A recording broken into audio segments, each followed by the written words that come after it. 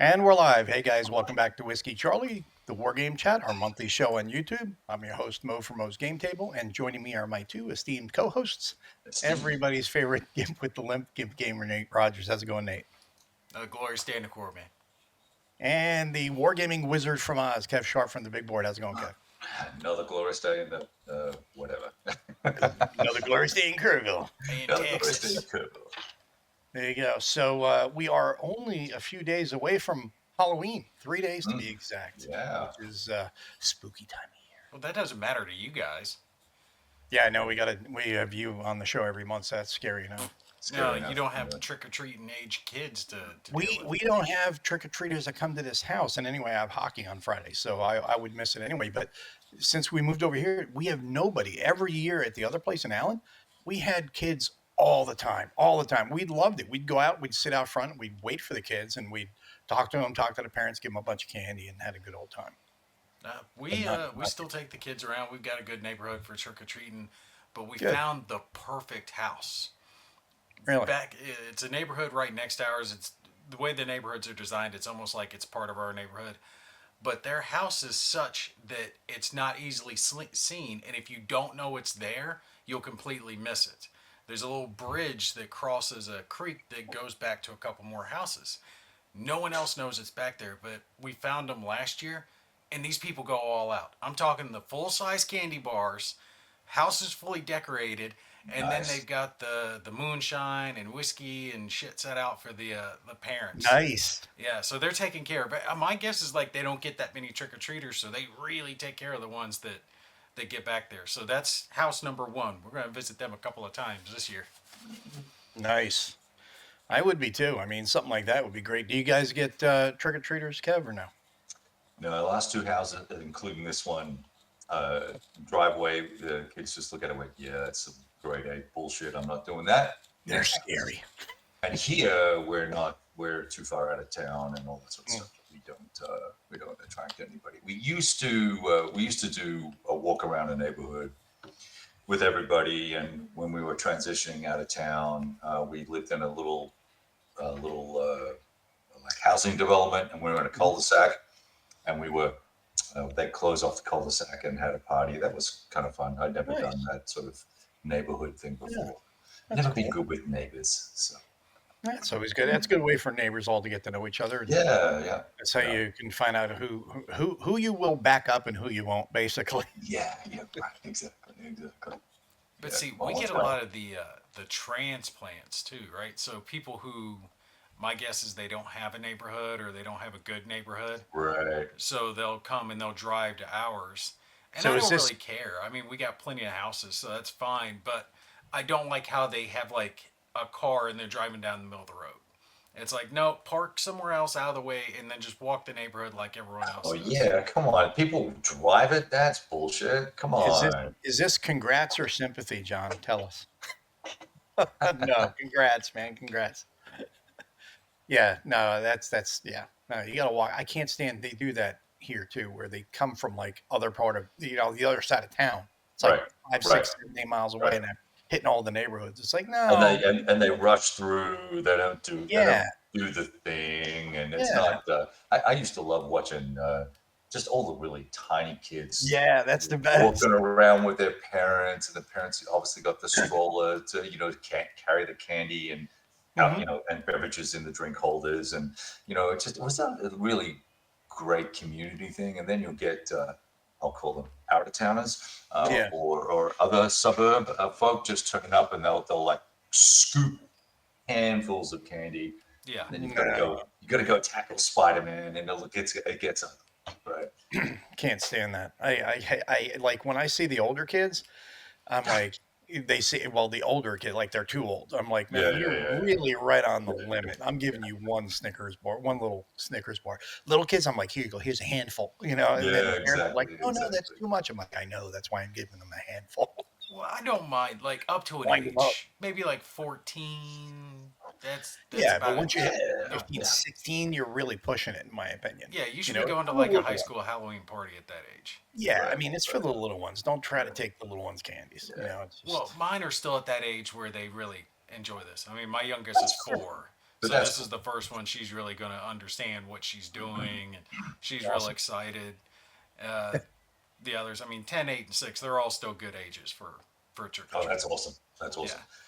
they all want to be demon hunters. I don't know what it is, but it's some Korean Wow. thing. Where'd that come from? K-pop demon hunters, I think, is what it's called. Oh gosh, no idea. Now I I need to go look it up. I have no clue, but all the girls want to be one, so that's what they're gonna You're gonna do. ruin my Instagram feed with this now. Yeah. K-pop demon hunters. You know, the funny thing is, John is making a joke home of the Macon Whoopie, and yes, that was a hockey team in Macon, Georgia, was the Macon Whoopie. I love that name.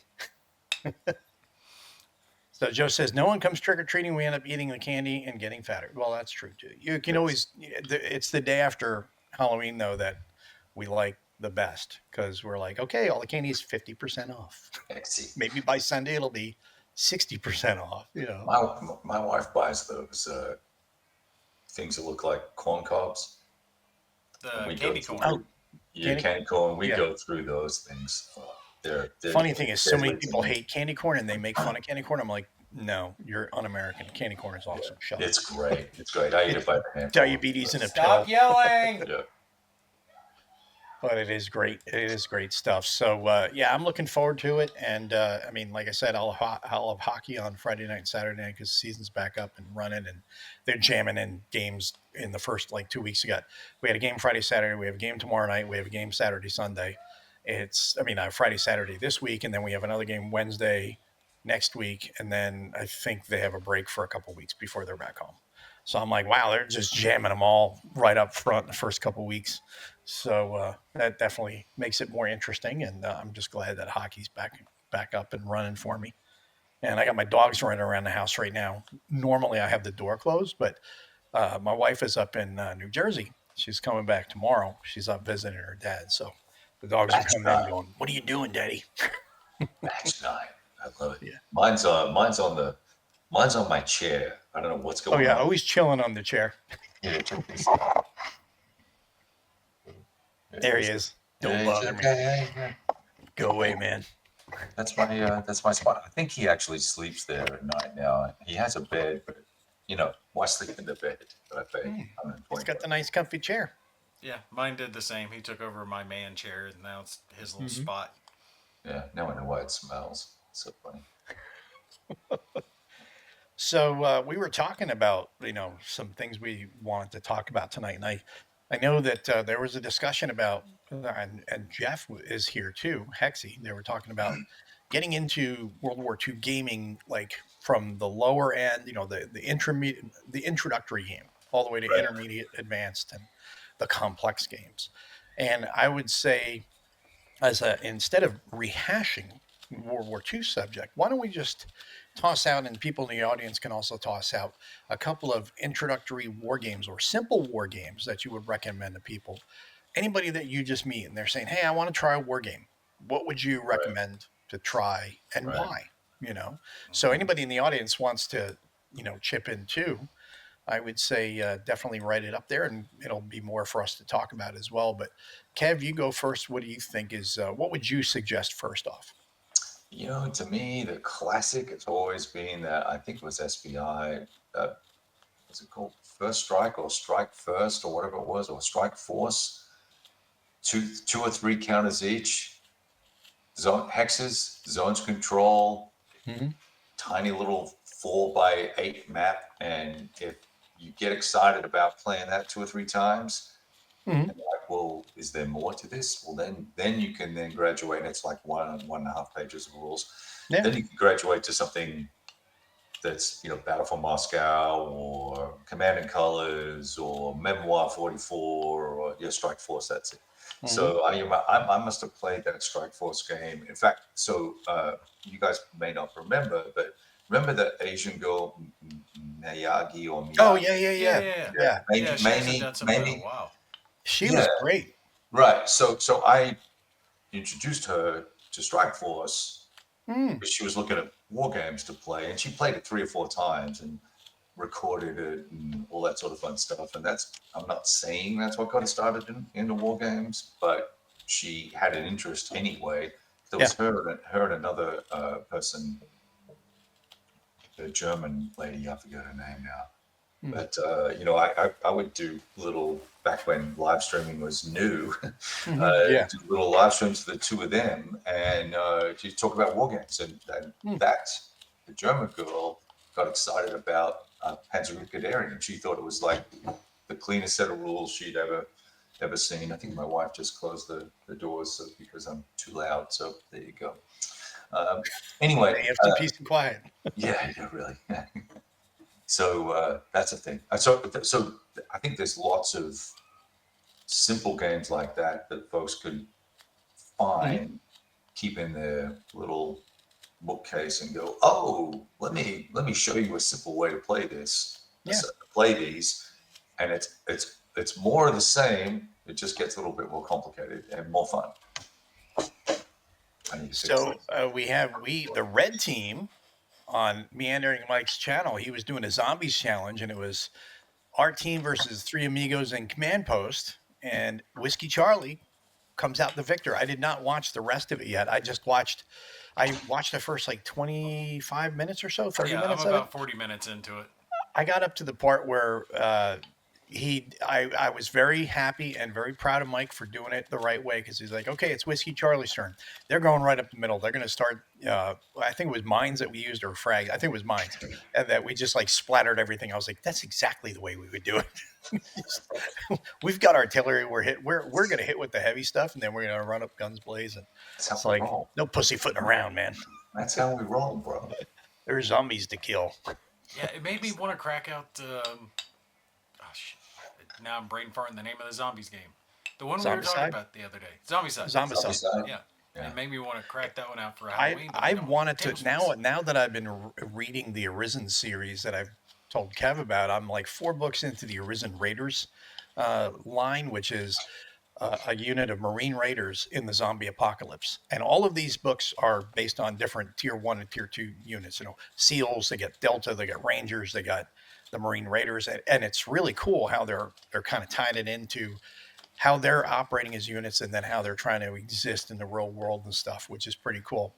And the Marines are a part of the Kennedy Strike Force, the JFK Strike Force, so the carrier strike force. So they have a little bit of a major benefit by being out in the middle of the ocean, Yeah. and they only have to go into sea at certain times, for when they're getting stuff. But it's pretty cool, and that makes me want to get some of my modern figures and start playing a modified version of Zombicide, kind of like Arisen, Right. using better Right. rules or better Right. rule set. Right. That would be fun. Well, I'm surprised Lock and Load didn't bring out more zombie scenarios. They used to Yeah, do all things zombie. All things zombie, well, yeah. all things zombie, but then they had these Lock and Load tactical zombie Mhm. scenarios. Yeah, World War they had II, it there's a for World War II one, and there's a modern Somalia. one. Hmm. Yeah, Somalia, Day of Heroes. Uh, Yeah. maybe I'll play. Maybe that's an excuse to play Plum Island Horror this week if I can. Nice, Get nice. around to it. I haven't played it yet. So So, Nate, what would you suggest for entry level war game? Well, I was thinking about it. I mean, it's not a very narrow topic because what do you talk about? You talk about hex and counter. Are you talking about like a roll and ride? Or Well, yeah, we're going to keep it simple. We're going to have just hex and counter. We're War talking about somebody who wants to play a traditional war game, not war games, a war war games game. with the 1d6, not a Yeah, little a war colorful game, game. no cards, no cubes, none of that. I None mean, of that. that I would Battle probably Cry start is with fine a. too, and Modern War 44 is fine too. You don't have to get like a basic like folio game or something. You can get a full size game and just Sure, start with a smaller scenario. So something like Sure.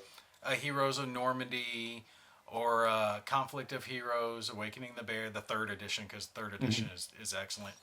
Or even the newer one, Assault Sicily 43. You can start with those smaller scenarios. They have scenarios that Right. only have 5 units on each side. But that way, once you've played that a couple of times, you've already got the box. You've already got the bigger scenarios. You're sure, ready to step up to something Yeah. bigger without having to invest into another game. I yeah, think that's the better way to go. I mean, one of the first ones I ever got into was Lock and Load Tactical, and hmm yeah, I mean it was a little complex for a beginner, but it wasn't that hard to get into it. no, Right. no, I think if you're coaching someone, it's perfectly fine, right? I'm also thinking about just someone saying, "Oh, what should I get?" And you tell them something, and They go and Well, want to download it or buy it. there you go. Brief Border Wars 1 and 2. That's actually those are pretty simple games to get into. Yeah, I would say even simpler. I would go like something like Battle for Moscow or something like that.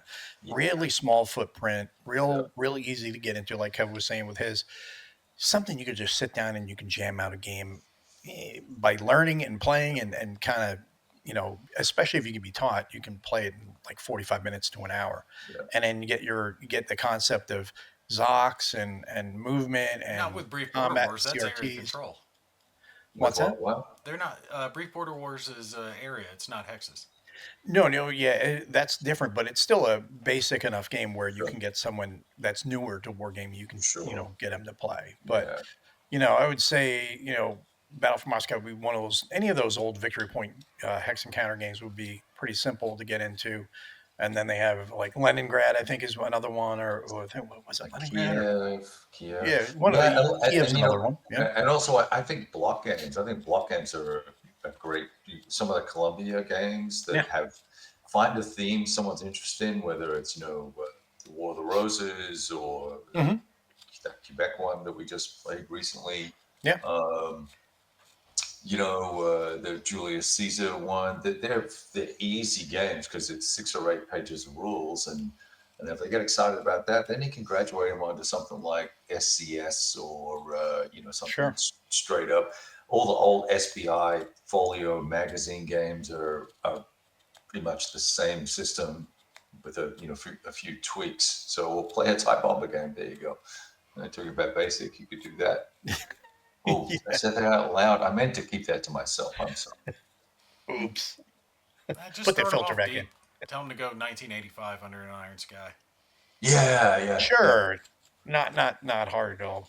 in a dark Or wood. you can just say, you can even mess with it maybe more. Say, you know what, Air and Armor is a really great beginner's game. Yeah, Yeah, there nice you go. Yeah, streamlined rulebook, not too big. yeah, It's only yeah. 150 pages. Only 150 pages and 75 pages of designer notes telling you how cool he is. And Shoot, I'll do that again. that's actually, Here those we go. are Yeah, solo good. games. The Battle of the Boulage. The Bellagio, Battle of the Bellagio. I love that game. I played that game, the little PC version of that game, Hmm, hmm. probably 50 times.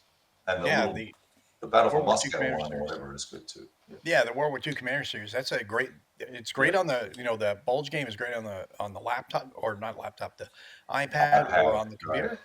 But it's really good as a board game. I mean, it's a really fun game. You I can haven't you can tried it. get anybody into it. I was looking at the Compass Game sale and I was like, maybe I'll get that. I was like, I've played it 50 times. Stop. Yeah, but it's something that if your wife has ever been curious about war games at all, it's one that you Okay. could probably get her to play. Are you kidding me? It's worth a shot. She's really proud of me, but she wants nothing to do with it. Trust me. She'll Here's play another good some one, other Cells. games. I don't That's a know good one. Celis. But well, the only thing with cells is the movement points and used for combat might throw people off a little bit. I like the other game in that series. Shut up! That's it's Gazalo or something. The Cauldron. Oh yeah. That's a It's really good game. It's better than Cells, I think. Wizard Kings from Columbia. Yeah, that's another good one. Never heard of it. Sounds Well, you interesting. can get taught Air and Armor by Bruce Maxwell by watching the video series. That's why we did the video series. How many videos? Christopher Smith. Shame there are no training videos anywhere. I know, darn. And then he does a good teaching series on Air and Armor. Yes, he does. And yeah, so that's what I would say for that would be one. Another one that I would say, if they ever bring it back and they do it the way they did it probably like about 10 years ago, it would be Ogre, because they came out with the Oh, Ogre, the I've got small the pack deluxe that was one, though. $2.95. Well, you can get the deluxe one, but they came out with the one that was $2.95 in the little plastic bag. Yeah. Nice little counters, a simple map, and I was like, "Oh wow, this is cool just to have." And I bought like 3 or 4 copies of it, and I gave out like 3 of them, I think, and I have just the one copy. And I'm keeping this just for Right. nostalgia, and on top of Right. it, it's nice to carry with you if you travel anywhere. Well, they also had there were those little games that came in the little cardboard box. Mhm. It was folded over map, folded over rules, and a tiny sheet of counters. One was like General Rommel or Panzer something, and then they had half a dozen of them. And I bought a whole bunch of those, played them all, and messed around with them. And I was like, okay, this really not, this is when I was getting back into gaming, not meaty enough for me. So Yeah. but they're interesting as well. So there's dozens of those floating around if you can find them. I But just we think, really don't need.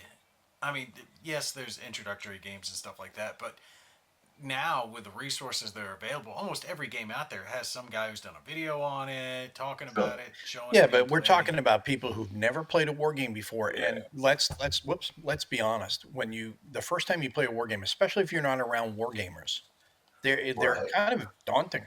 They're you're like, oh my god, these maps are. What are these things? These lines on them, and how does this? What do they mean by CRT? What's a DRM? yeah. What's It's the soft? very, yeah, it's very alien until unless you have somebody that can sit down and teach you. If you do, that's great. And even if you watch a channel, we're throwing around terms like ZOCs and DRMs and all that stuff. Like it's old hat. These people are like, could someone stop and explain what that is? Because they don't know. Right, So that is a challenge for somebody who may live in an area where they don't have a big gaming store, they don't have a lot of war gamers around, and they've been curious, but they've never had anybody to give them direction, and they don't know that there are some really simple war games out there they can jump on and play, and then from there jump up to other games. Oh, that's something I've always said was the difference between a good rule book and a bad rule book is that every rule book has to be written with that thought in mind that this could be someone's first game. So you can't ever take anything as a granted that someone's going to know. Mhm. It should has be, to but be. Well, I get it though because that's a natural mistake for someone to make to not impart all the information when they're writing the rule book. That's why you have to have a designer coming behind you and kind of editing that stuff. And yes, right. World at War 85 is a guaranteed. It is excellent. Hmm. War Oh at Sea yeah, is another one. did a lot of boot camp videos on that one. Yes, you did. And it was like 30 videos long. Lock and Load Tactical was like 60 videos long. Well, like Jeff says, he plays a lot of sports games, can pick them up really quick. War games are a whole other ball game entirely, in difficulty. The So sports games are easier than I thought they would be. Not that they're not yeah, fun, but it can depend. I mean, I think it really comes down to what your interest in the sport is and what your knowledge of the sport is, because then that makes understanding the rules easier because you know what they're trying to convey or what they're trying to model. Right. Whereas a war game, people are like, okay, what do you do here? Oh, you mean you just push cardboard pieces at each other and then you roll a dice? That's kind of simple. There you go. There's your racing game. yeah, I actually enjoyed it. I really like that game. I think it's fun. Oh, there you go. Enemy action Kharkov. Wow, way to go, way to jump in there. Nice. And you were able to get it right from the video. Nice. Awesome. Well, like I said though, there's plenty. I mean, I did a bunch of videos on Kharkov. I know others did as well. So there's a jump off point. There's someone out there talking about it to help you get into it. Yeah. Yeah, there is. And that is one of the best things about it is there are people doing that. And then there's even, which we have been remiss in getting to is getting to some live like Friday night fights type stuff like we've done in the past. And you can play, and if we have the designer on, it's even better because then you can sit down and play, and then people can literally ask a question right to the designer Right, or the publisher and say, why did you do this way, or what kind of tank are you modeling here, or whatever, and right, they can explain it right then and there, which I think is a great way to introduce their product to different people, aside from all of us that are normal customers, but some of the new people, Oh, that's because why I really like that long road series we did. That was yeah, that that was a was good fun. one. Yeah. Yeah, and we should have, if I wasn't so darn busy, I would have thought ahead of time saying we got to get um, Mark on and do something for Broken happening. Logic because Yeah. Broken Logic is going to be Oh yeah, yeah. that closes out in 3 days. The what do you call that? The backer kit or whatever. Oh yeah, The pledge manager that closes out in 3 days. yeah, yeah. I, Is that the I ordered expansion that for it? forever ago. Yeah, What's that? Is that the expansion for the long Mhm. road? yeah. I haven't Yeah. backed that. Oh, and did you know? So I think you probably know Mo, but he got picked up by Wargate books. So they're a publisher of a couple of series of sort of Star Wars clone Hmm. book, and then there's a bunch of former Rangers who are writing about sort of a D&D post-apocalyptic world. He got picked up by them for his book series, and they're redeveloping all the books. So he's going to be like the real deal. Yeah, that's going to be awesome. I'm Yeah, excited because those were part of the Broken Logic, I think, yeah, yeah, yeah. The Kickstarter whole for that. World at War '85, and then World Hmm. at War, and then the Long Road. All that stuff is right in his wheelhouse, and he's Yeah. I think I think Nick Cole, who's one of the principals at Wargate Hmm. Books, goes, "What do you mean it's World War III with werewolves and vampires? Why have I not heard of this Exactly. fucking game and series?" And so Mark sent him the games, and he's like, "This is awesome." Oh, yeah. Yeah. That's what we should do. That's what we should do. We need to get them on playing Long Road, and we got to get Nick on. And if we can get Oh god, Onspach on too, that would be fucking that'd be awesome. so awesome. That Yeah, would be those like, guys are okay, that's so a cool. Friday night. That's a Friday night whiskey Charlie after dark because it's going to be very adult. There's going to be plenty of whiskey, and there's going to be a lot of wargaming. Yeah, God, I'd pee my pants if I was on the same live That stream. would be Nick, so cool. he's Be such a like, what stud. would Tyrus Rex do? Yeah, yeah, exactly. Yeah, fucking And then of course, first thing you do when Nick would be like, "Oh man, that's not nice. You went and you killed my unit." It's like KTF, brother. yeah, exactly. I learned it from you. That would be so much fun. So much fun. But what was I going to say? And that's another one. The Arisen series. Going back to that for a second, they should be under that same umbrella. Yeah, I don't know really. if they have their own group or what, but they should be in there because that's all, like I said, modern Right in their military in wheelhouse. the Yeah. zombie apocalypse. And the interesting thing about the zombie apocalypse that they're doing is it's literally so far that I haven't gotten into any reason as to why zombies have happened, Right, but they right. have, and they're shamblers, and Yeah, then and they then run into speedy some guns. they run into some runners, Right. and then now they're on a oil platform, and they run into a completely different type of zombie that is not a runner, it is not a shambler. It like jumps all over the friggin' place. It's super Right. fast and Right. super aggressive. Yeah. And So I'm like, that's in book one as well. oh, it's Yeah. in book one? Okay. So Yeah. because you're reading like the regular, you're going right into the regular series, right? I didn't know what to get, so I scrapped that. So Yeah. Because I got the omnibus of 1 through 6 on Audible, and oh, I'm going through the first 4 now. Because what caught my eye was Raiders. I was like right. Raiders, Marine and it's the Raiders. Marine Right. Raiders. I was like, oh, I'm in. I'm just in. Zombies and Marines. I'm in. And then I was like, oh, this is part of like this huge world. Okay, this is even Yeah. better. Yeah. I think And there's that's like what got me. 17 books or more or something Yeah, like that. Yeah. They're just it's a crap ton of books. Yeah. yeah. So so you're in England then, right? Yeah, it's doing the English thing, and it's kind of bouncing around. They just did a mission with this SOF guys going to get some pharmaceutical stuff in Europe, Yeah. coming back, and then there's some breach of the tunnel at some area. Something. Hmm. I kind of stopped for the moment, haven't picked it back up, but Yeah, because gonna what pick this tonight. one is, Raiders is these guys are just all in their own little world. The one guy does say that, you know what, humanity's not completely lost. Oh, okay. There's strong rumors that the UK is still intact. But don't say that to anyone. Keep it under your hat. The one guy shares it with another guy, and Oh, that's really? it. Yeah. So Okay, we cool. haven't gotten there yet. And like I said, the fifth book is not on audio, so I just had the book come in, and I'm finishing up. I should probably be finished with book 4 tomorrow, and then I'll just start reading book 5, and then I'll start on book 1 and go from there because it's just I'm so like into this series now. It's so much fun. The characters are great. The interactions, the way they speak to each Right. other, it's Yeah, just it's good. And that's cool. I think you'd really dig the Arisen series because you just listen to all the smack talk from the Marines and the staff NCOs to the enlisted and stuff. It's so spot on. It's great. They got to have some Marine, teaching them how we talk to each other.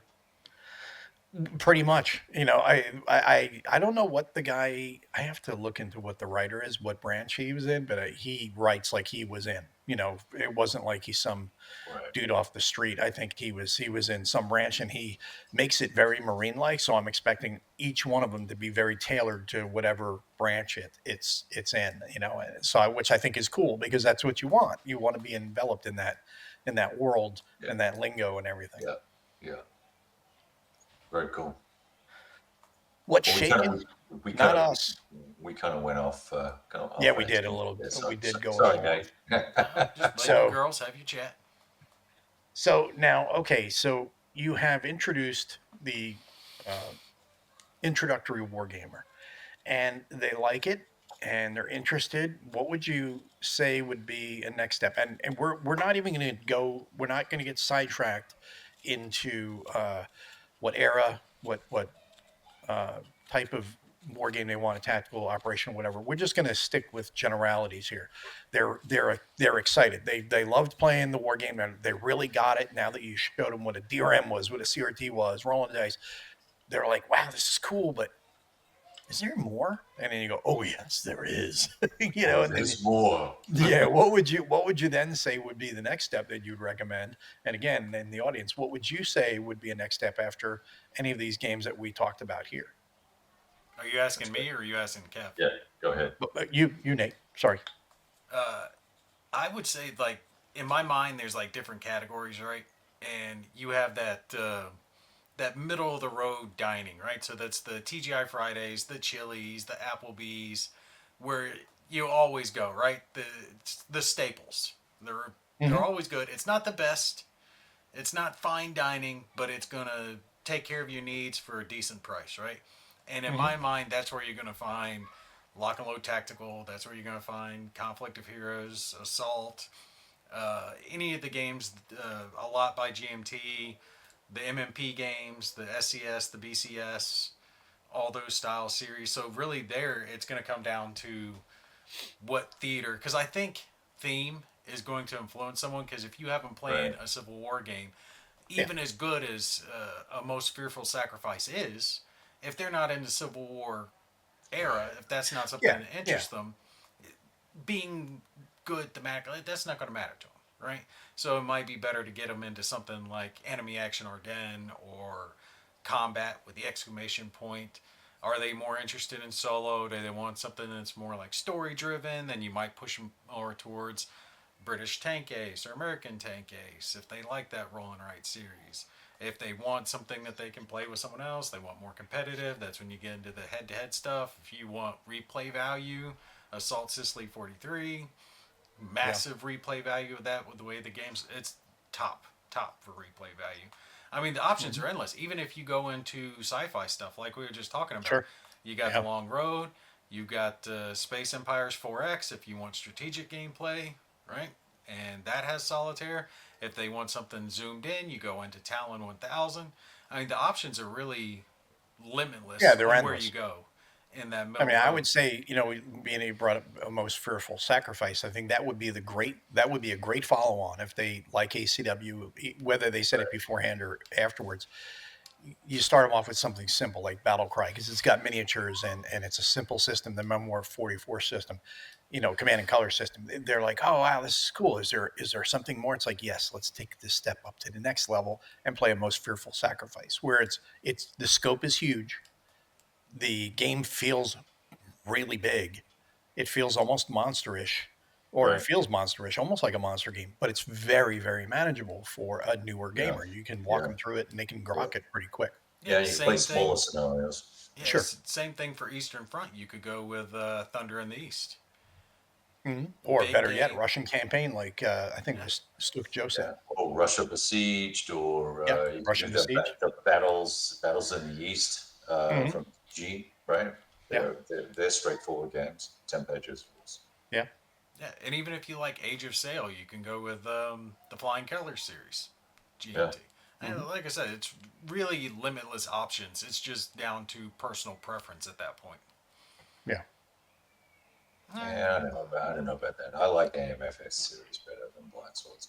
More choices in more choices in obviously in blind swords, but Yeah. more battles. But half the titles in the blind sword series you can play on AMFS, right? That's why I'm getting rid of all my blind sword stuff, is because half of them are Gettysburg battles, and it's first day, second day, Longstreet does this, Billy Bob does that, and all those scenarios are in Devils to Pay. All those scenarios are in Yeah. AMFS. Hold on, like Christoph was just saying there. Hmm. I use that as a bragging point to my brother because I've actually held up the rule book to him before and been like, Lotus, that's my mug on a rule book. You don't have your mug on a rule book. I do. Brag, twin brother thing. You gotta stick it to him just a little bit. And we have the Yeah. rule book. All of Whiskey Charlie on the cover. Yeah. Yeah, Really? I didn't know that. Yeah. You didn't know you're on there too? yeah, you're on the cover of it. I Yeah. really haven't looked. Oh, Yeah. well. That's funny. You're one of the Anzac guys. Jolly good. Yeah. You G'day. got the cool hat and everything. I've got my Akubra, or Yeah. whatever it is. I forget what they call it, but the cowboy hat with the one side flipped up. I love Yeah, those. I love yeah. those. Speaking of I which, think y'all they're send a message, check in on him. David had eye surgery a little while back. I don't know if you yeah. heard really? about that. Yeah, I had messaged him a little while back, and he was not answering. Jesse was, Yeah. so he said he was not. He was still healing. So I was like, okay, I'm going to give him a couple No, weeks so on that before I reach out to him because it's a when you're having issues with your eyes, you can't really see well. Last thing you want to really do is be talking to people. So what do we got here? Let me catch back up here. It's a cigarette. What is a cigarette with an S? It's with a C. So Herman needs to put me in an expansion of Plum Island Horror Nordics Knockers. The island's best place to find all the best door knockers around. That's true. Or he could Nordics Knockers, the number one place for Korean camping girls. yeah. It sounds like either a special forces team or It does. or a brothel, right? Or our repo team, Nordics Knockers. We knock on your Yeah, door, you get your shit. really, really. That's So crazy. so the other thing that we were talking about too, which we kind of got a little we actually got into a really good conversation about it. I figured we would do that here. Yes, it could be all of the above. Um, was talking about Nate was talking about Sea Parent Estate Mm, and how you were a little disappointed that that they did not address some of the older issues. And I've been looking forward to getting hold of that because I want to play it. And I know Kev said he had played it, and he was like, I can give you the rundown on my thoughts on it." And Nate was telling me that, or telling us that they still have the Killer Stacks thing, and I was like, man, I thought Killer Stacks went away years ago, but that's a SimCan game from 40 some odd years ago. So Killer Stacks were a thing, at that time period, mm. and I was like, man, no way, that should never have, I think, been done again, but it was, unfortunately. But good thing is, we were discussing it, that it's like, okay, here's some ways to house roulette. And you're like, okay, a guy already did house roulette like 16 years ago. And I was like, okay, cool. Now I definitely am getting a copy of it so I can sit down and see how to change things up. And if anybody else has played Sea Power and Estate out there, chime in. But Nate, why don't you Well, talk about it because to you brought that up? to flesh out what Mo was talking about, if you guys don't know, it's fictional World War III game, naval game based across the whole world. Basically, NATO versus Soviet Union. I think China kind of fights on the Soviet Union China. side, but there's only like 5 ships for China, so they're China. not really a faction. But the gist is it's a big slugfest, right? Naval war Hmm. starts. You're not rebuilding anything. You have what you have. If you lose shit, you lose shit, and you just keep smashing. The Soviet Union's trying to take out convoys and merchant shipping. That gives them control of bases. NATO's trying to protect it. So the way combat works, it's streamlined to the point that once you learn it, you know it for all different aspects because combat, the numbers that you're looking at are pretty much the same for air to air as anti surface as submarine. So all combat is handled the same way. You total up the factors for whatever it is. So your anti air factors, for example, you'll total those up. You're going to compare them against the electronic warfare aspect, the combined total for whoever they're Right. attacking. The difference is the amount of defensive points that you get to destroy for the side that's being attacked. All right, so it works both ways. But let's say you're attacking the aircraft. You destroy, there's a difference of 20 points. You get to destroy 20 DE points worth of their planes. The Doom stack that he's talking about is normally in a game like this, you're not going to put all your airplanes in one hex or all your shipping in one hex, but there's no stacking limits here because the hexes are representing just vast swaths of ocean. So you can put everything in one hex. And if you put enough planes or enough subs into a single hex, their combined electronic warfare stat is now high enough that you could have a carrier group that's fighting off these planes, but they don't have a high enough total factor of anti-air points to surpass that electronic warfare. So effectively, they can't do any damage. And that's not realistic because you're not going to have a carrier attack group that has F-14 Tomcats going out there attacking, the enemy fighters, and they don't splash any of them. They're going to splash Yeah. some of them, but the combat being streamlined as such the way that it is, it works really well except for that one aspect. That if you Hmm. figure out that you doom stack this, now of course that means you're open in other places, but there's no reason you can't just move that doom stack along and just start wiping out his shipping everywhere because now he is unable to do damage back to you. And what Yeah. he's talking about, the correction, was, and I forget who did this. I apologize if he's watching. They had talked about this on BGG like 17 years ago about this problem, and they'd come up with a workaround about targeting a certain amount. So you could say you're instead of targeting the 10 aircraft that are in the hex, you're going to target 5 of them. So now you're only having Hmm. to deal with the electronic warfare aspect of 5 of those aircraft. You might Right. not splash them all, but you got a chance to take some of them down. And that works, and you can use that for all the different aspects of combat, and it solves the problem. But that's not in the rule book. And I'm like, this Hmm. problem was known almost 2 decades ago.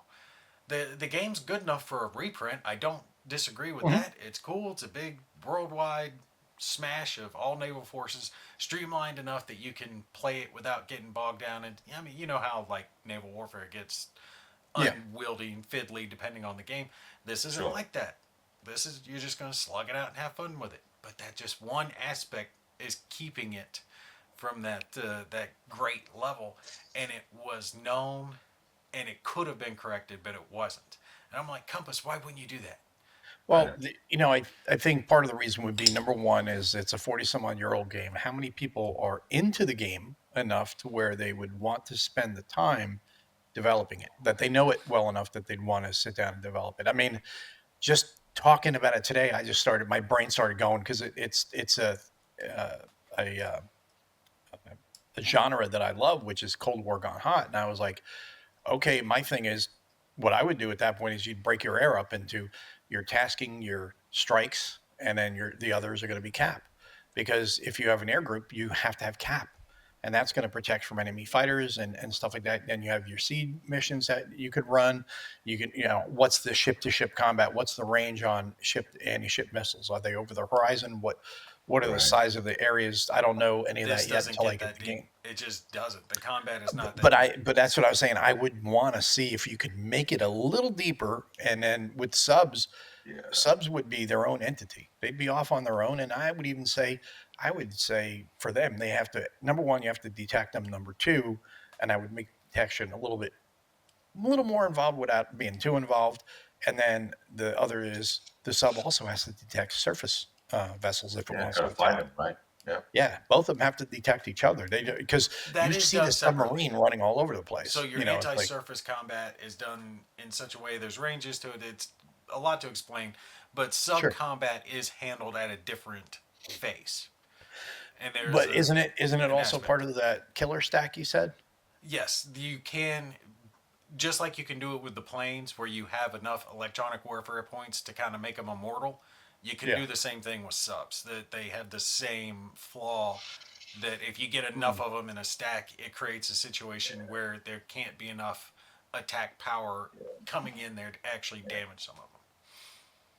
Yeah, I think So, there's a Cody. couple of things here.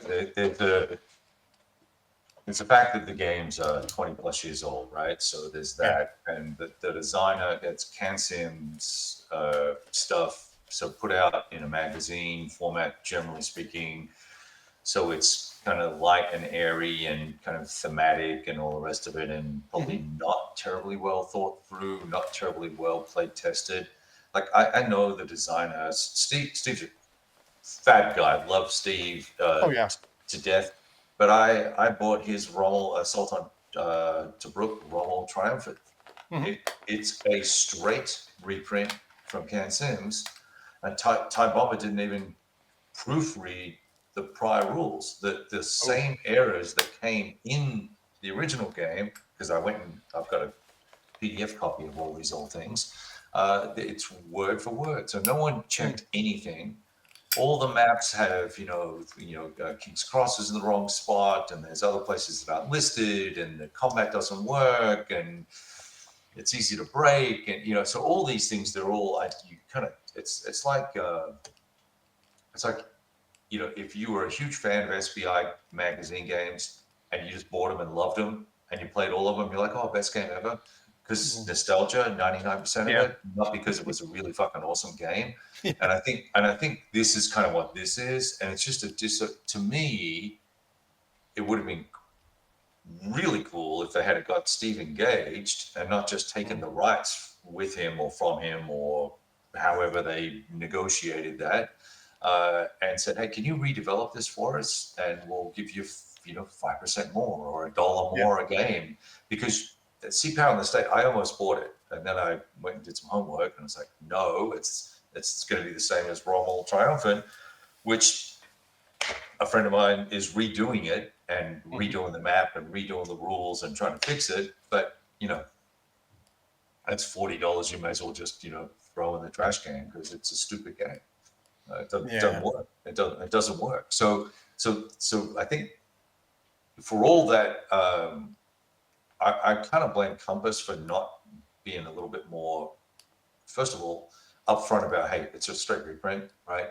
When we put a new map in and it looks nicer, but it is what it is. Suck it. If you don't like it, too bad. I So think that I there's, think that I think it was known that it was going to be a reprint, from the best of my yeah, knowledge. but I mean, a reprint, reprint with errata, reprint with no errata. Yeah. So I'm not. It's not all Compass Games' fault. I think the designer and the developer should have all got together and said, "Hey, what do we need to do to make this a quality game so that it's an enjoyable experience?" And people, what are we paying now? $59 on sale, so it's already on sale. Uh, And it's got a mounted map, good yeah, I counters. mean, so Yeah. yeah, it's probably got awesome potential. Production Yeah, quality is fantastic. Yeah. yeah, and I'll agree with meandering Mike there, and I think I've actually said that in the past as well, Hmm. or maybe I copied Mike, but he writes. I love all the articles he writes when he Yeah. was doing those special editions for the for Decision Games, Alexander the Great and all that sort of stuff, and What If and all that. But designing games and everything else, just that guy needs to not touch anything anymore, and just stick to his What If bullshit that he does, and they need to get a real game designer in there, a developer in there to help. Because these games could be cool. Assault on Tobruk could have been a really, really cool. That's Hmm. it, S&T Quarterly, yeah. So Ty does a fantastic job with that. But Sea Power State could have been awesome. Power and Revolution with Yeah. Fire and Sword is also a super interesting game, but it's a straight reprint again, Yeah. right? But that's the thing too, is like I said, are these, with these games that are being republished, how many people would want to step up and develop it? And if they do want to develop it, why don't they, anybody who does have an interest in a game, say you love a game and Right, you think, hey, this would be a great reprint if it was updated, maybe change the order of battle a little bit, or maybe change scenarios up, or you change something, some things that you've always wanted to change right. up, Oh, maybe hold on. at Let that me point. address that real quick Mhm. while you mention that because it sparks something in my mind. And this doesn't make sense to me. So see if you can explain this. In Sea Power in the State, there's 5 scenarios, and they kind of go throughout the years. So it's like 1982, and then like 1988, and then 1992. So it just on throughout time. You get it? Mhm. and the first one being the earliest, fifth one being the latest. Are they scenarios or are they campaign kind of things? They're scenarios, Okay. campaigns, however Yeah. you want to say it. But on the backs of the counters, it either says A, which means this counter is used in all scenarios, or Hmm. it'll have the numbers. So it'll say 1, 3, 5, whatever. Yeah. But some of the counters, they'll be used in like 1 and 3 and 4, but not 2 and 5. And I could understand it if some of the counters weren't used in some of the earlier ones because, okay, these ships weren't built yet, right? Hmm. That would make sense. But why would it be available in the first scenario, but not the second, but then it's available in the third? Like, why? That does. Maybe it was out of commission during that time period, or a lot of times it ends up coming down to a game balance thing. When you're looking at the numbers and you're crunching them, going, oh, you know what? We'll take this one out for this scenario and we'll use this one instead. We'll move it to the third, because that's one of the things that people do forget is there's balance in a war game, which I am of two minds of. I understand from the game side, you want to make a product that everybody can enjoy by having it be somewhat balanced, but at the same time, I like things to be a little more realistic. So yeah, sometimes you're going to be in an unbalanced situation, maybe a very unbalanced situation. That's the counters that's not included in the first scenario. So Okay. what about 5 or Well, 6? no, we're talking like 12, Oh, okay. something like that. Not many. Yeah, And some of them, like this one, it's 3 to 5. I could see it if the counters came into it later because okay, these ships weren't built yet. They built more ships as time went on, but it just didn't make sense to me that they would be in some of the earlier ones. Like there are some that say they're in the first scenario, but they're not in the second or third, but they are Yeah, in the fourth and the fifth. I would get that'd it be a good if question for it Steve. grew yeah. over time, but it That's didn't, just had them missing in some of the middle ones. And they're that's not pushing all that my many buttons. missing that it seems like a balance issue because you're not removing out a substantial quality of counters, just a few from each scenario. I mean, honestly speaking, I think you could just include all of them and just be done with it. And it really wouldn't change the game all that much Right, because you're right. not Yeah. Because leaving out you don't enough. keep you don't kill the stacks anyway, right? So whatever. I mean, Yeah, there's I mean, so if many. you're going to There's do like anything, 30 sub counters for the Soviets. They have something like 35 airplanes. Each side has like 10 carriers. Now, carriers, yeah, that's a bigger deal having the yeah. carriers on the board. But the rest of them, when you get into cruisers and destroyers, there's so many of them on the board that leaving out two or three, it doesn't leave out Do enough to really they? change anything. One thing I would say is with that is, well, I guess everything is meant to be on the board, but wouldn't it be almost in a better way if they had like a bigger counter to use as a task force? So you have task force one, and you have on the side They you do. have a They do. a card. Okay, because that way you're not moving these stacks around. You're moving just a task force, and then you Each have side your has units on a player A card. with 10 task force counters, and you Hmm. can do that. I put all the counters because I set mine up to film.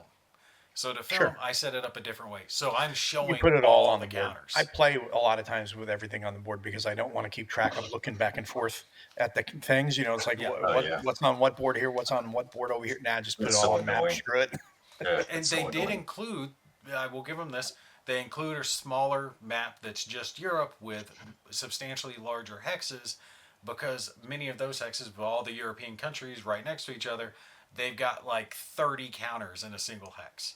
Mm, It's a lot. It's a huge stack. So they included a separate map. So you, at the beginning of the scenario, you can use that to kind of space things out until there's fewer ships on the board. It's not that big of a deal. And yeah, it's metagaming is what it is. If you're playing with someone who's actually trying to play the game and not doom stack it, it's not going to affect things.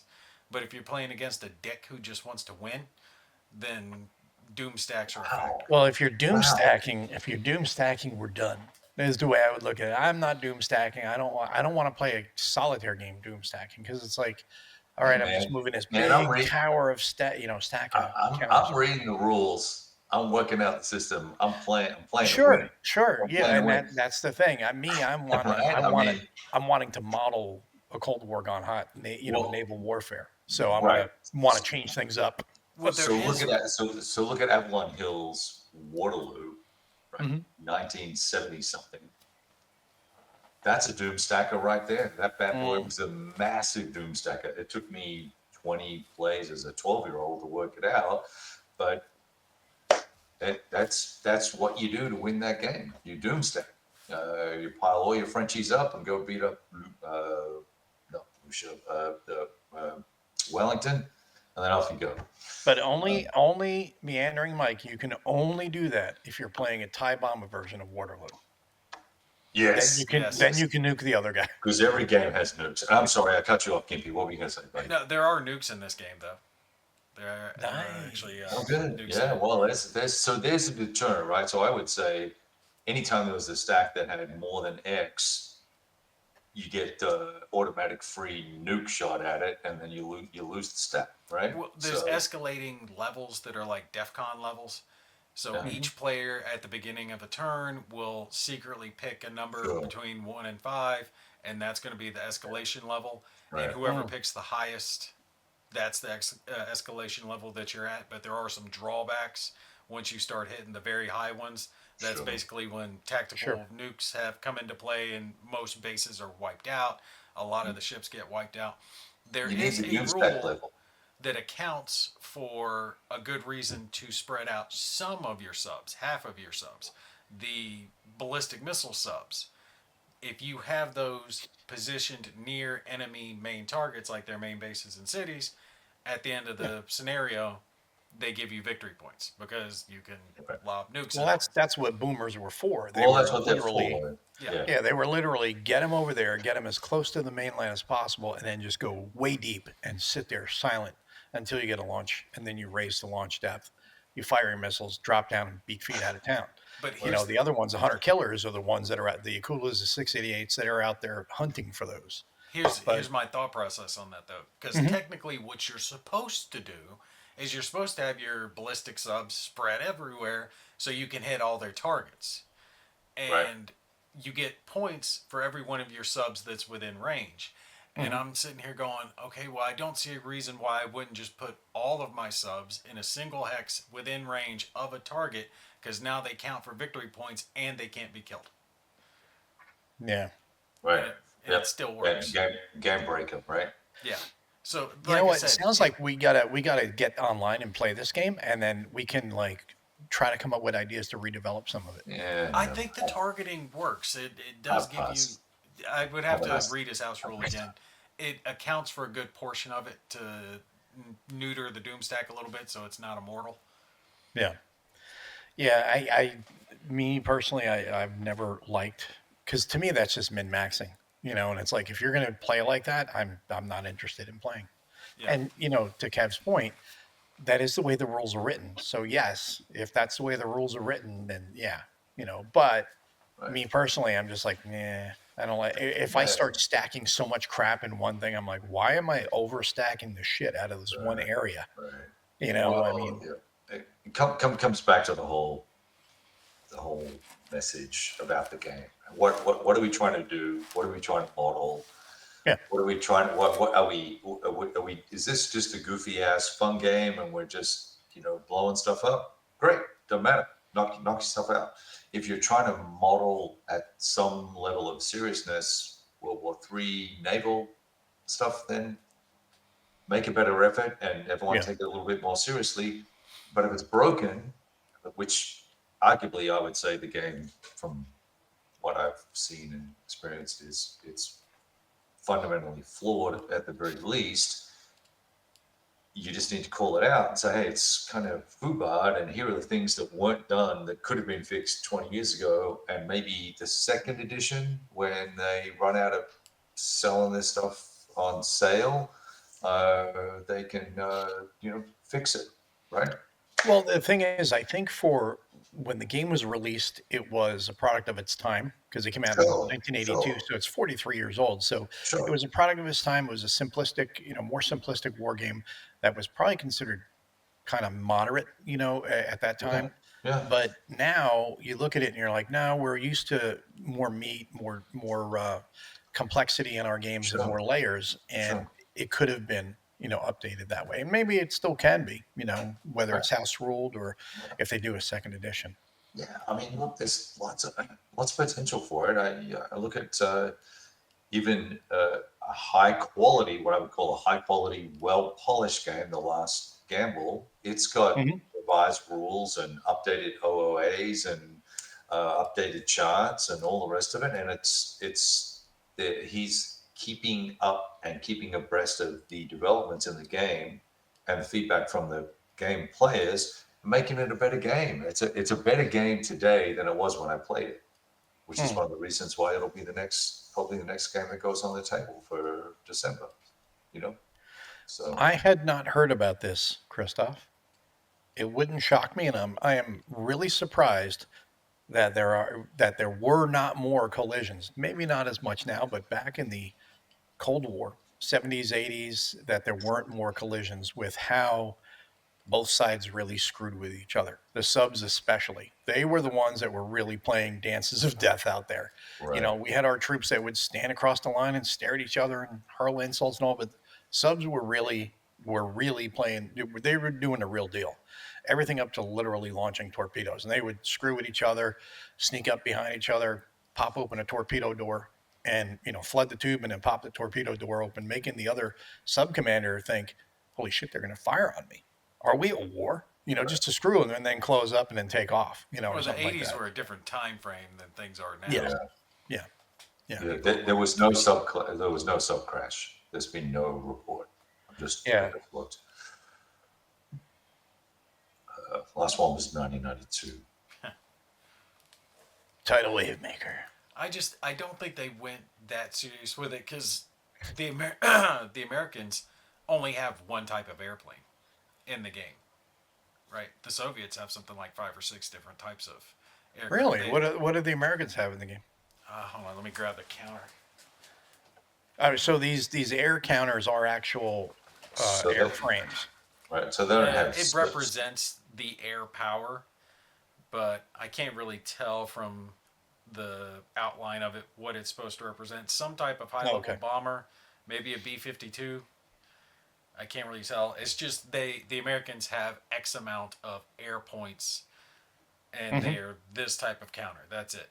The Okay. Soviets have 5 different types, but they all just have stats on them. They're anti-ship, anti-sub, Yeah. electronic warfare, defensive value, and then their range, how far out they can fly from So a the base. Americans don't have like E2C Hawkeyes or anything like that. No, it's not Hmm. down to that level. It's just you Wow. have X amount of air points that you can use basically, and these are the stats for your air points. No P3 Orions for ASW or anything like that. Nope, nope. Hmm.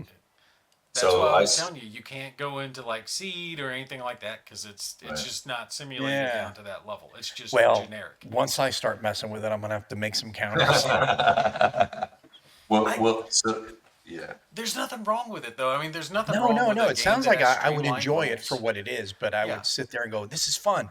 I want it to be more." it's just one flaw. It's just a big flaw in it. If it wasn't for that flaw, it would get Yeah. a much higher rating. Well, I mean, the simple house rule on that is if you make monster stacks, you immediately lose the game, or you take one free new kit and lose half your stack, just because you're stupid and you put everything in one area.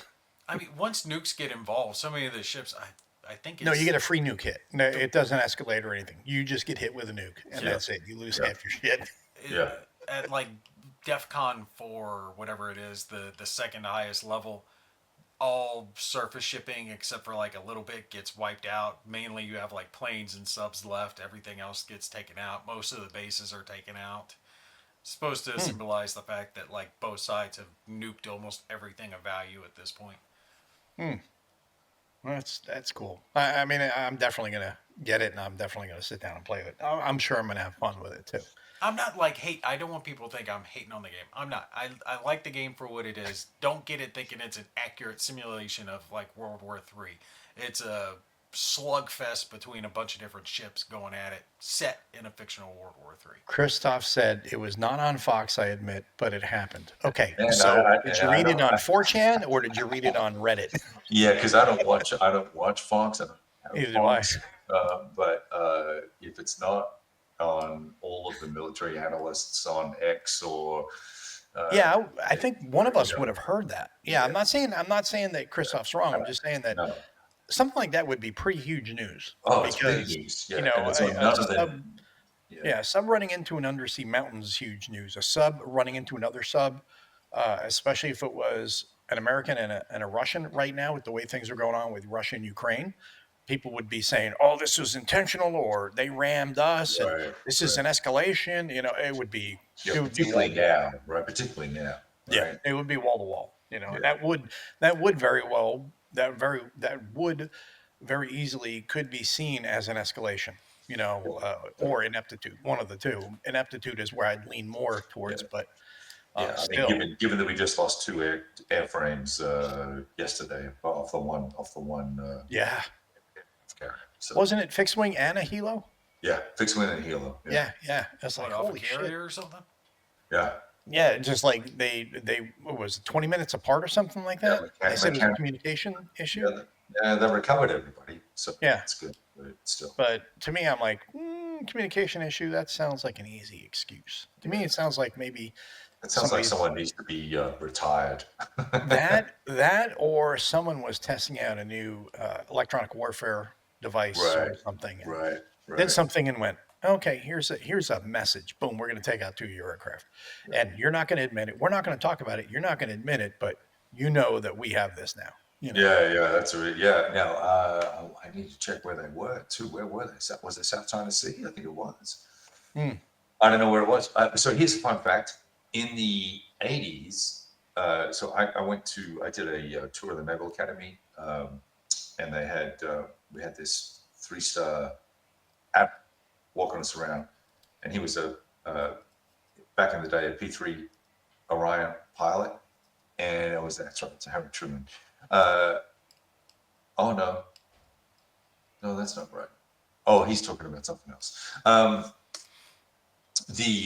this guy said that every New Year's Eve that the Navy would send a message to the CNO, Chief Naval Officer, Hmm. would send a message to their counterpart in Russia every New Year's Eve with the locations of all their boomers, all the Soviet The boomers. courtesy, yeah, the courtesy Because thing. just so you know, we Yeah, know, and you don't know that we know, but we know, right? yeah. And they were doing it for years. He said Hmm. that's how good their P3s were. The Orion's signal capture was so advanced, and the Russian subs were so noisy that they could track them all around the world Yeah. and knew where every single one was. So I thought that was pretty fascinating. Anyway, Yeah, plus that, all the that's my fun underwater, the fact. hydrophone lines like the SOSUS and Yeah, all that yeah, stuff that they can exactly. help pick up and then zero in and then really Yeah, tighten it up with the P3s and stuff. I yeah, mean, when you look at that stuff that goes on, especially the ASW stuff, that's always been an exciting job, I think, because you're literally playing cat and mouse because you're trying to find out where these guys are in real time for real. You're not trying to shoot them, but if you had to shoot them, you need to know where they're at. So, and they're trying yeah. to evade you, which I think is really cool. I want to. Does Christoph have a link for the news article so we can read Yeah. it or No, see I it? Okay. definitely want to know more about it. Yeah, If it's been reported, I'd like to see yeah. because I mean, I not saying particularly. that this country wouldn't hide its, something like that, but Yeah, I would think that the other thing too is I would think something like that would be getting reported in other, especially in Europe, really big, saying, "Wow, they're really trying to push it with NATO. Look what they're right, doing there. right. Trump's letting them do this to America." It would Yeah, be all over the place. and That's also why was I'm a big slap in the face to Department of War as well, right? So yes, yeah, that's why you would guarantee that the left would be punching that pretty hard. Maybe just in the last 24 hours. Who knows? Um, possible, yeah. possible, but Anyway, that's kind of cool. So yeah. interesting.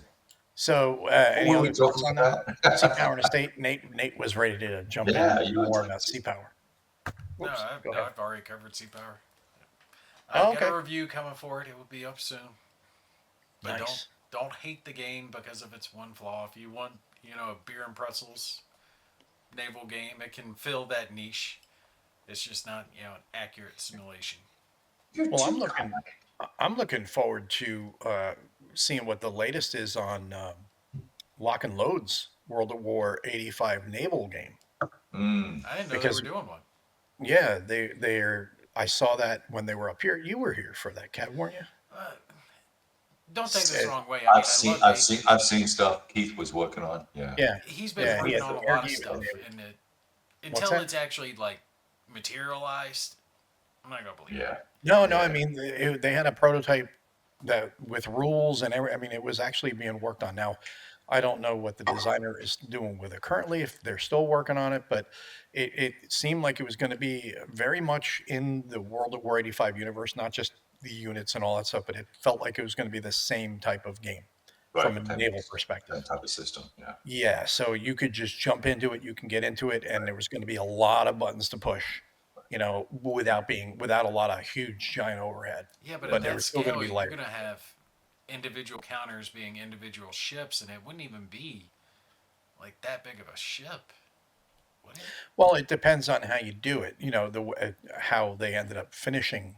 Could Uh, be platooning, like squadrons and stuff of yeah, they ships. could break it out into task forces, or they could literally just do individual ships, which is how I would want to do it. It would all depend on the scenario Yeah. too. If they're gonna, and also, are they gonna do hexes, or are they gonna do mega hexes, hexes with mega hexes, Mhm. overlaying them and stuff, Searching and all that. and then where you can have like your air power, your air projection, where okay, it's not just on this hex, but now you control this mega hex. I mean, You Right. have when you air start superiority. talking about air power and you're adding it, I mean, modern level air power, or even 80s, 90s air power and up, Hmm. the range is so great that the scale you have to back up to actually have the ranges Sure, matter, sure. right? You're up to the strategic level at that Yeah. point. You're way Yeah. Well, beyond platoon level. So would it even really yeah. be a World of War 85 game at that point? I think it depends on how they handle it, but you've got that over the horizon problem, and I don't know where the Yeah, cutoff point is with naval games. So, like Breaking the Chains got that all wrong, whereas other games have thought about it and done it better. So I don't know how they're going to handle it. Hey, good for you, Cardboard Commander. there you go. More power to you. You Tomahawk never Jack. catch me dead inside one of those. Oh, I would have loved to have been in a sub if I was Fudge, in the no. Navy. The sub, me, I really love subs. I think they're You cool. want to be in a pressurized metal tube that you can barely stand up in, hundreds of feet below the water. Sure, why not? I was in a tank. It's the same thing, just on land. No, because if something happens It's a to the rolling tank, you death can go box. pop and hey, look, there's air to breathe. Something happens in the submarine, Yeah, you but die. the thing about it is, though, the thing about it is, if you get hit by a torpedo in a submarine, you implode. You're gonna die really quick. You get hit in a tank. If the explosion and the spalling doesn't kill you, you're gonna burn to death. So it sucks either way. You don't get hit. Well, yeah, there's that, but there's this thing that the other guy gets a vote to in combat. So, But Exactly. okay, Exactly. the Abrams tank has that what reactive armor, right? well, Explodes they've out. had ERA for a while. Even the M60s had ERA. So All right, so yeah, hold on. that's protective. Submarine can't have explosive armor. Explosive No, but they armor have means double hole in the hulls and sub, things means like I that. drown. They have all sorts of stuff. They have like top secret things. Countermeasures, and they have Yeah. double hulls, and they have what do you call it? They have stealth. Yeah. One At thing first, you got to don't be find it. You heard. got to find the fuckers, right? I Yeah, mean, that's the yeah. thing. You ever hear the Behind, stories about the ships that go down and there's like an air pocket left and the one dude strapped in the air pocket living off a pack of crackers for a week before they. No, hell no. I would die. No, no. I am a little claustrophobic as it dude, is, and I got a fear of dude, drowning. you're a Marine. we We're watched too we're many we're movies. soldiers from the sea. Yes. The On top water of the is part sea, of our life. We're amphibious beings. I will cruise across the surface waves to go kill my enemy. And I fought in the friggin' desert. There's not a wave to be seen. I know that was the funniest thing, and that's why the Force Design 2030, they were saying, we need to stop this being 500 miles inland and no water around. It's like, well, where the fight is, that's where the Marines go. So if it's 500 miles inland or if it's on the coast, it doesn't matter. That's where you go. Yeah. If I wanted to be a drowned rat, I'd join the Navy SEALs or something, man. But let them drown. So he says, in a war, would you rather be in a tank or a sub?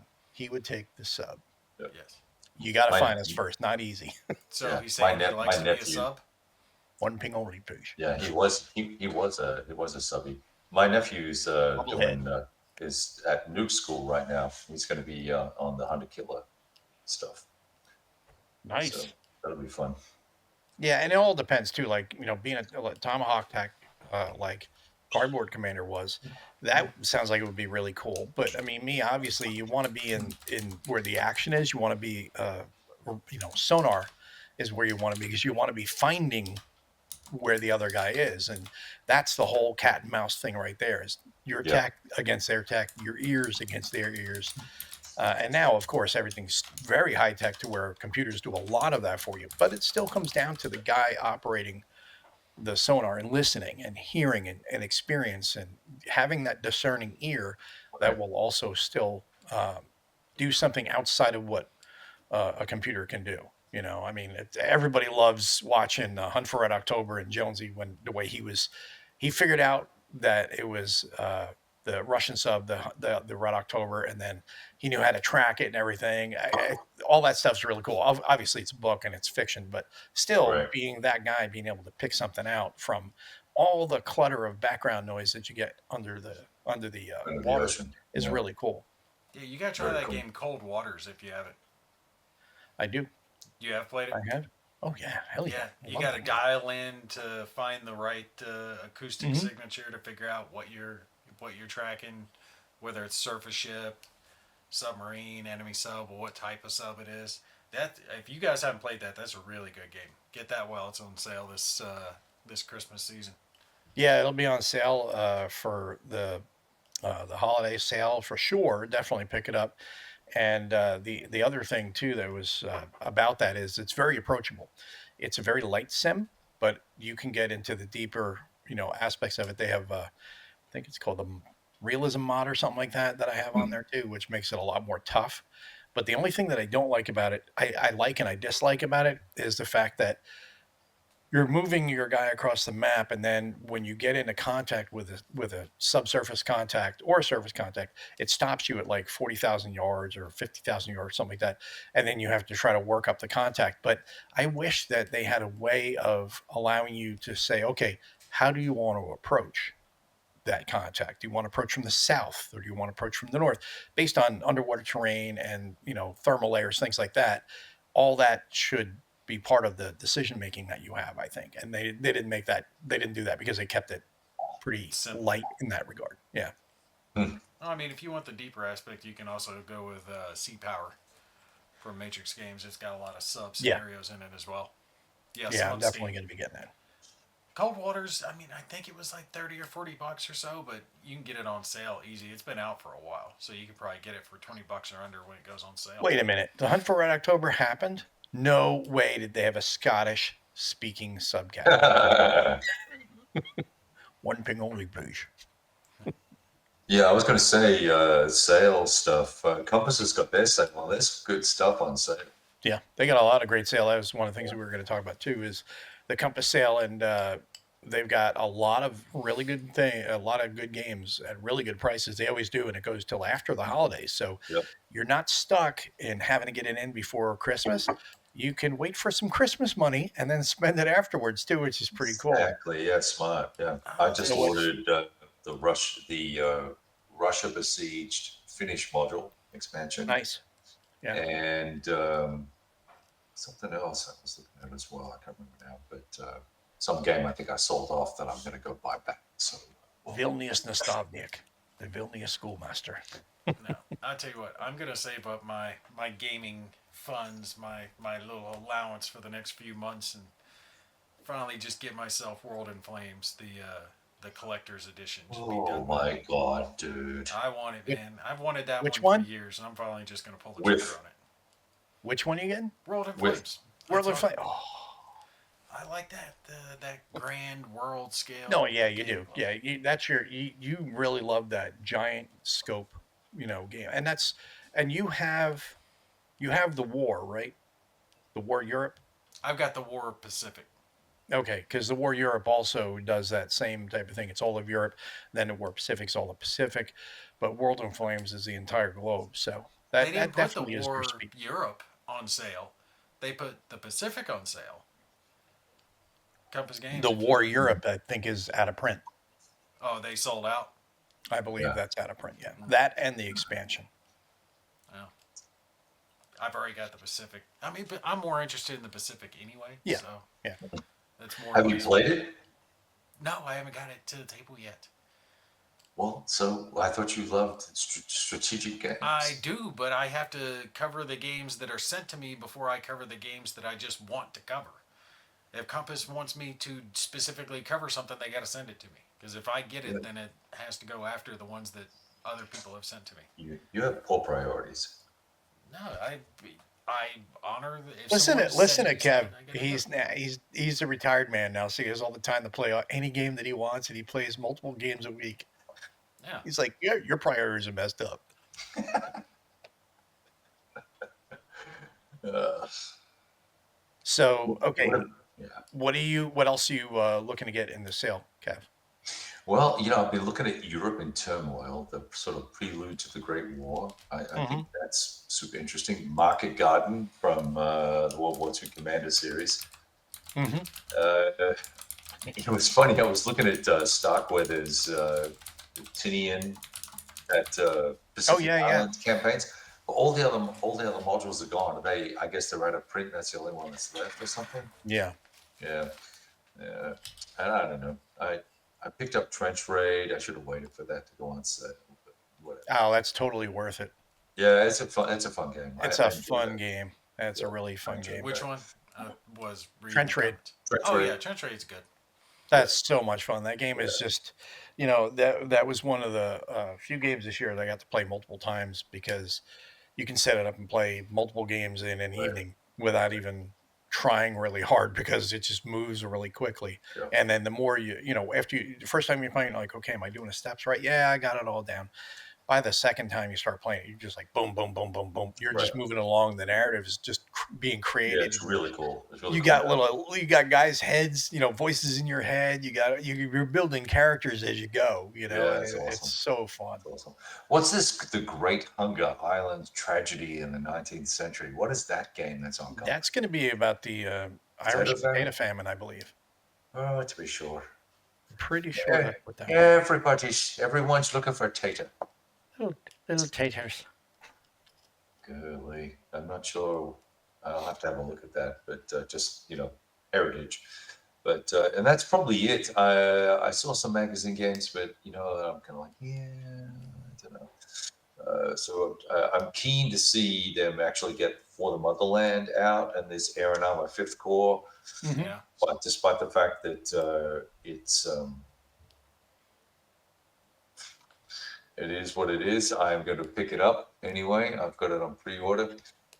You got a bitch moan crying complain about it. Get it and say the rule book is too long, and you know what the rule book's going to be. Yeah, no, I'm going to get it. I mean, I won't complain about it. I probably won't even cover it. I'll just play it. Tony, get Yeah. British Tank Ace. You'll be happy. Just do it. I've played it already. I'm good. I've played it a couple of times. I don't need to own it. I'm good. Now, British Tank Ace, yeah, that'll be another Yeah. great one to get. Yeah, exactly. If it's on sale, Basically, I would it's encourage like people to get it. it's like Western Front Ace for tanks, is what Yeah, it is. yeah. It's That's- got that's- everything. And Spitfire Race is coming soon too, Mm-hmm. Yeah, that'd be good. which is going to be awesome.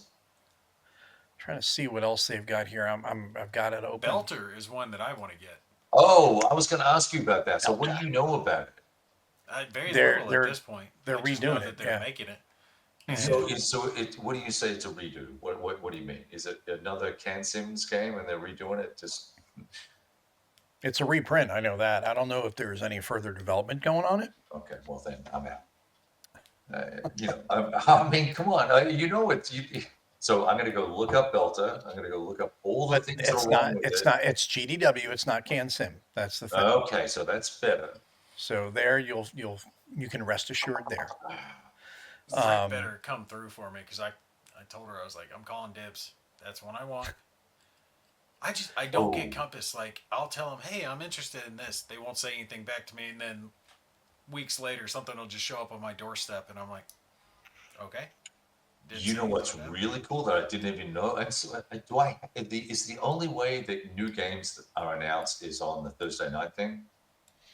No, they do post them up there, but they do talk about it on the Torpedo Junction.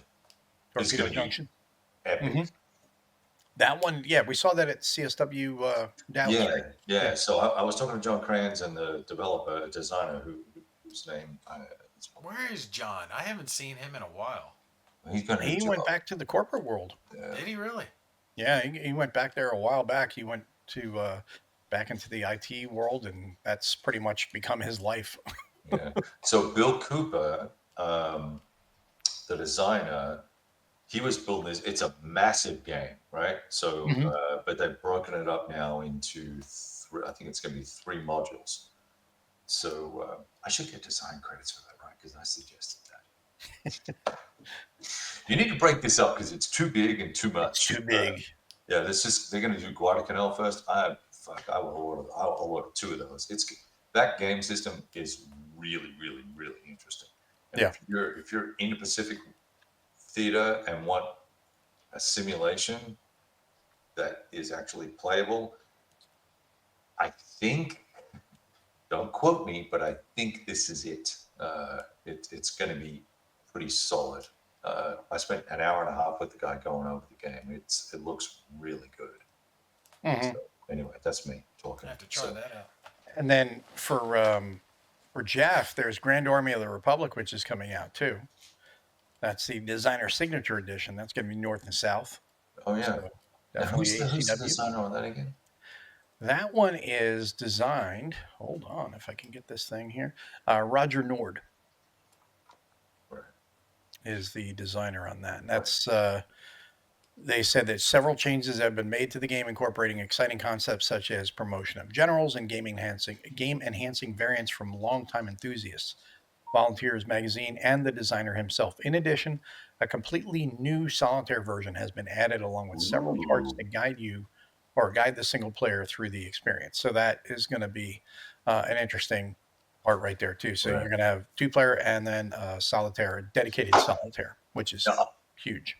yeah, obviously you 2 Jawheads are going to get Island Infernos, right? Island Infernos, hell to the Oh end. hell, I'm so on board for that fucking thing. That's going to be epic. 4 battles, 3 battles. Is it three? One, two, Yeah, three, 4 battles. yeah, Saipan, Guadalcanal, Bougainville, Biak. yeah, Um, Did they that's have an yeah. Marines. estimated That's release date for Marines that? Gimpy. Hell yeah, that's going to be great. Future And it day. says the master rules offer a gentle learning curve with minimal administrative overhead. Gentle. Learning curve. Island Infernos offers specific war buffs, a fun and challenging experience for beginner and veteran wargamers alike. An optional combat card system helps ensure players can't crack the ground combat system. So I'm Like it. interested to see how that, what that's all Yeah, about and how that's going to help. So that's pretty cool.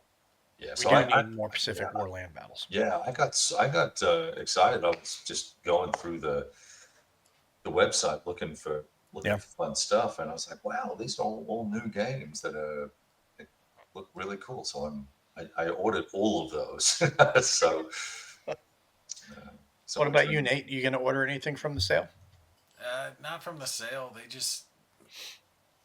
I either already have it or it's not worth getting. Mm, It's not saying that if I didn't already have the War of the Pacific, I would get that because that one's on a good sale down to yeah. $80. But the others, I mean, I'll talk to you guys about the others just to see if there was anything worth it. And while I disagree with Kev, I think the little land is worth getting for $30. I think there's Yeah. enough gameplay to justify it. it may be worth $30 Well, that's what I'm saying. For 30 as bucks, you opposed to get plenty of gameplay. 120 or whatever the fuck it was. No, I think wouldn't pay it on it. Nate, or not Nate, Kev, I think you meant VUCA because that's what I was going to ask Shane about too. Oh shoot, is it Fuka? Modern battles. Yeah. I am really stoked for that. I talked to them about that. We got to get Shane on to talk about that. I talked him into sending me a copy of that one. Really? What? Yeah. What the fuck? I talked to him and basically told him I was interested and it's something I would like to cover. And if Okay. they'd be willing to send me a copy, I'd appreciate it. And they're like, yeah, I see we'll how put it you is. down for it. Oh, Nice. yeah, that's good. That's good, Nate. That's great. Yeah, thanks for hooking our brothers up. That's good. Right.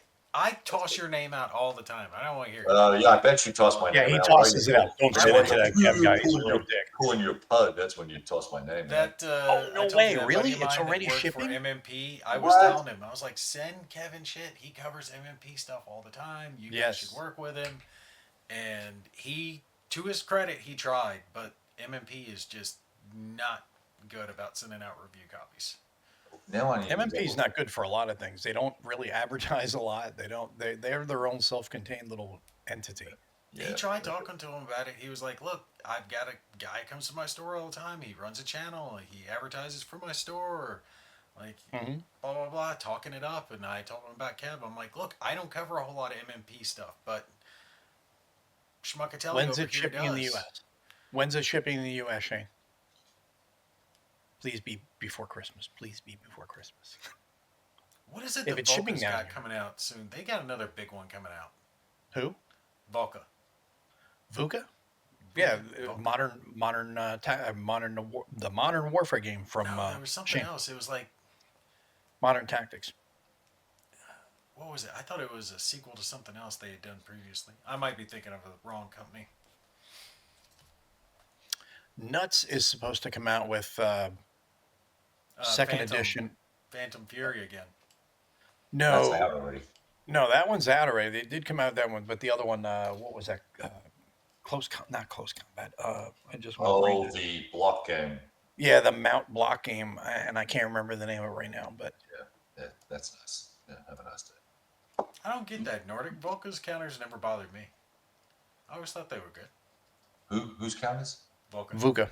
Vuka? I Vulcan? don't mind them. I just they get a little too pastel-y and pink and purple and lame. No, I I thought they think had good what production Nordic's quality. talking about is the texture because they have that like But that that satin ivory, finish. yeah, that ivory or satin, whatever it is.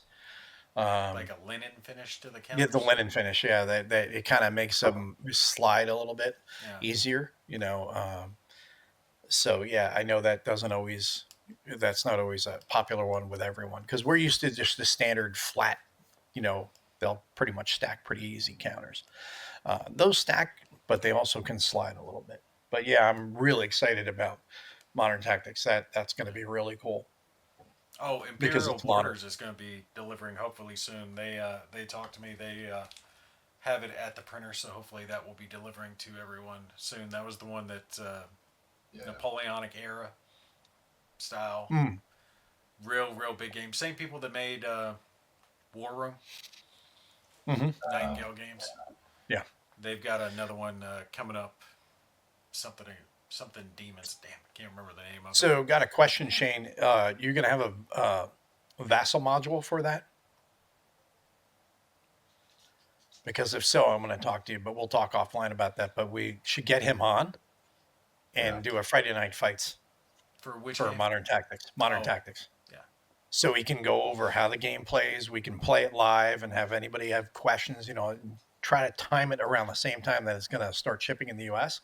So that way, you know, give it a little more attention. And anybody who's been curious about it or been on the fence, they see it in action. They're like, okay, I got to place the order now because it's shipping. Don't Yeah. want to miss out. Yeah, he says Okay, there is awesome. So a there is vessel. one. Excellent. We're gonna have to talk about that. Yeah, reach out to him, set that up. Getting together and doing our Friday night fights where we'll all get together, we'll all play, and you can kind of walk us through and explain anything that you want to talk about with the game, and then of course answer any questions from the audience while we all talk smack and shoot each other and have fun. So Nordic Burning Banners is good. Get it. You'll be happy. Trust me. yeah, a lot of people have been very, very excited with Burning Banners. It has sold very well for Compass. They did really well with that, and it's been very well received by everybody, wargamers and non-wargamers alike, who were attracted to it for the fantasy theme, and didn't realize it was a war game. And now they're playing a war game. And they don't even realize it because it's fantasy, and they're just like, oh, okay, you Yeah. know. So it's done really, really well. Well, not to mention the fact that it actually did asymmetric combat and it did it well. All the Yeah. factions do feel unique. You Yeah. know, they have their own little style. Some of them are horde factions, undead Right. factions. Some the Viking ones kind of sail around the sea better, have better sea movement, and it all worked well. It seemed like that one was very well play tested. Excellent components, very nice maps, pre-rounded counters. I mean, it's Yep. good across the board.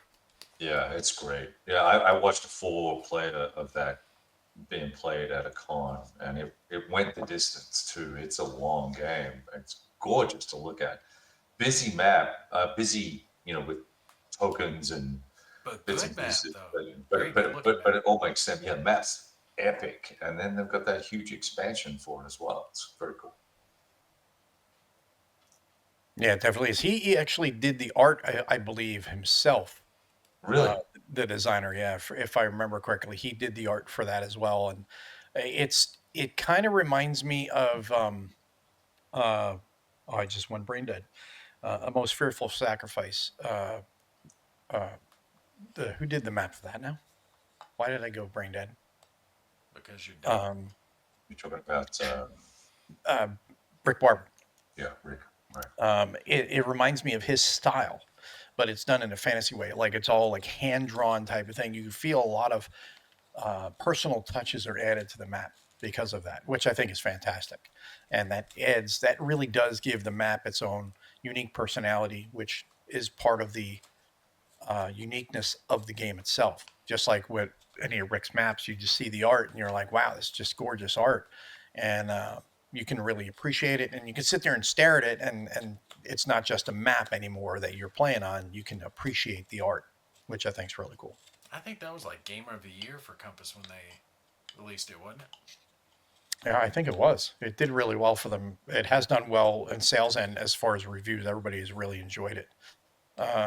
So Nordic says, I was considering Last Gamble, but stumbled on a steal of a price for BCS Last Blitzkrieg and got that instead. Maybe I will think about getting Yeah, Last Gamble as well. Well, you have time because that sale goes till January. yeah. Look, and there's also a bunch. What I was trying to type and it got blocked for some freaking reason. But there's a bunch of extra optional rules. There's already a whole swag of optional rules, but there's a bunch of extra optional rules that the developer's been working on, that designers been working on, that add, cool what ifs and look at, actual unit capabilities and, Hmm. degrade or upgrade certain formations based on more historical information he's found out, and some cool, extra what if bits and pieces. There's an article coming out in a Paper Wars, if it's not already out, that I've got a copy of, but there's also, he's posting extra stuff in the Facebook group for it as well. So it's, it's probably, if it's not the best bulk game out there, it's close. It's second. Yes. Yeah. So, uh, superb. And there's so much in it. It's just Oh so gosh, chock full of everything. Well, ridiculous. Yeah, Yeah. ridiculous amount of content. it would have to be really good to knock off Enemy Action Ardennes for me because that's always been my favorite. Yeah, really. I mean, for a I, start, oh my God, it's got dice for a CRT. Oh like, no. you're the one that hates the chip pull mechanic, but I find it to be ingenious. It gives you a 20-sided die Genius. that Oh, I has love the chip variables pull. for things like combined arms and Oh, my artillery eyes are itchy. support, air support. I love chip pull, but I like chip pull where I can still roll dice. I do love the chip pull, and like we were talking about Boog River and the Formation series, I love the variable combat, the variable chip pull for that for the combat. I wish that more games added that in.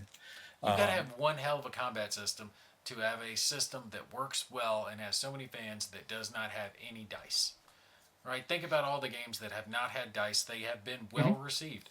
Fields of Fire, Enemy Action, Yeah, I just there's something that makes my skin D-Day at crawl with Omaha. no That's dice. fine. That's fine. If you like it, that's great. You don't need Yeah, to no, justify it to me. I think it's stupid.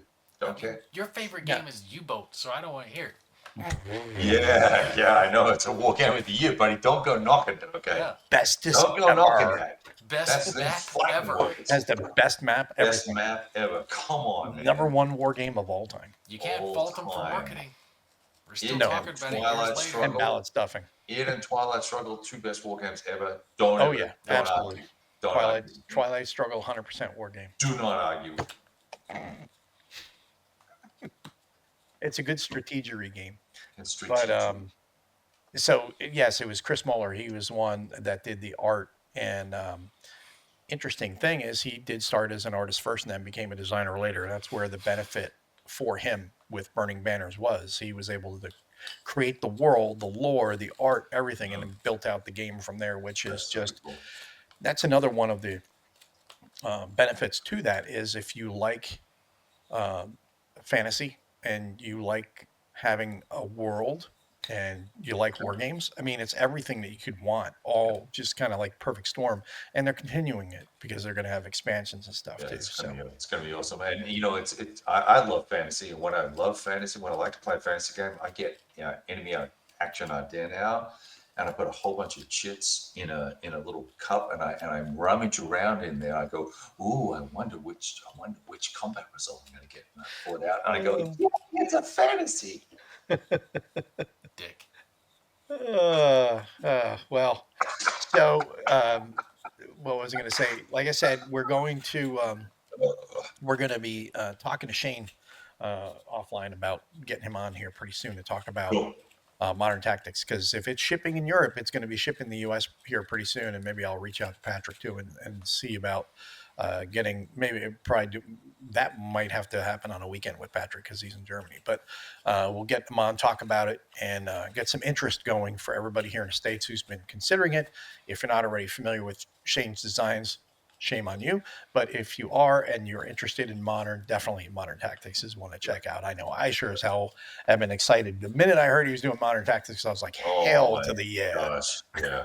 Yeah. I And was like, yeah. I just realized I had not punched the button on the order yet because I was waiting for it to get closer Mhm. because they didn't really have an option to not pay until you had to pay straight Yeah. away. So I'm about to push yes as soon as I can find a credit card somewhere. We just have to find out when it's going to ship.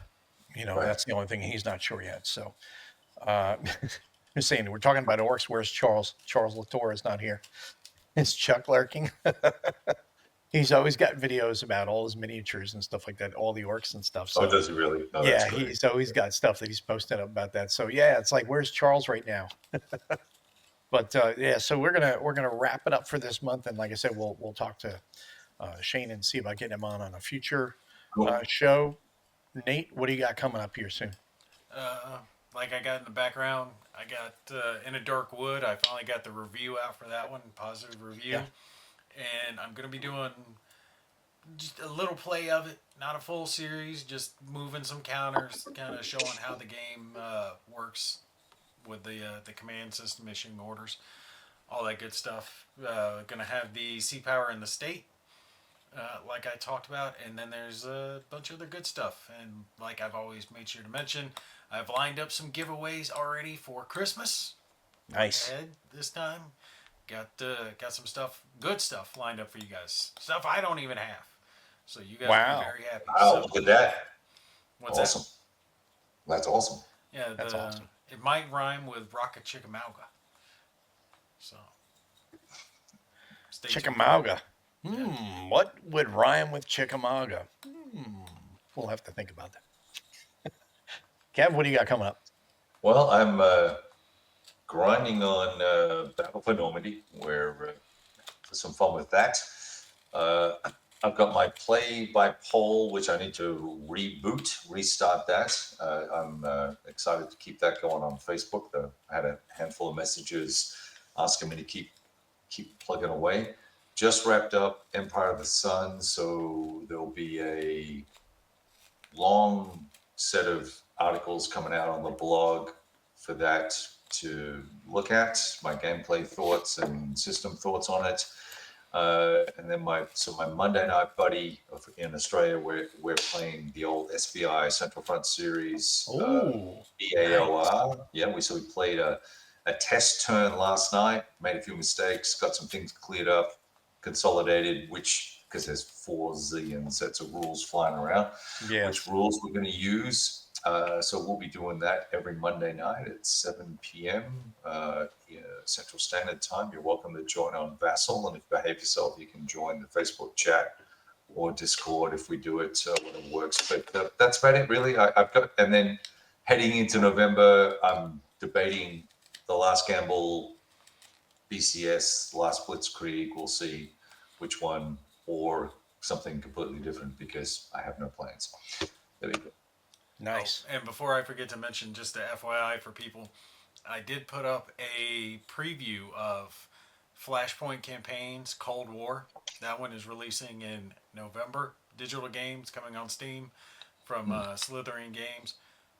Really, really excellent hex encounter war game. If you're into, if you've tried Flashpoint campaigns, Southern Storm, that was really good. This is like that, except bigger, more campaigns, more scenarios, more units, more everything. Just excellent game. Plays real similar to how in a Darkwood does, in the way that you issue out your orders, the enemy issue out their orders, and then you hit play and it kind of plays out all those orders. But the computer's handling this, obviously, since it's a digital game. Can't recommend it enough though. Absolutely love it. Make sure you check out the video on it. Which one is that again? Is that an expansion? No, this is standalone. Flashpoint campaigns, Cold War. Yeah, Remember, yeah, it's I've got 18th. that, and they've got a Southern campaign as well. Southern Storm. Yeah, that's a really good game. Yeah, it's excellent. Most of the time. Yeah. Yeah. And which they're one is doing this that you're talking about? What's that? Which one was that you're talking about again? Sorry. Flashpoint campaigns, Cold War. It's Cold War. The next one coming up. It's standalone. It's not an expansion.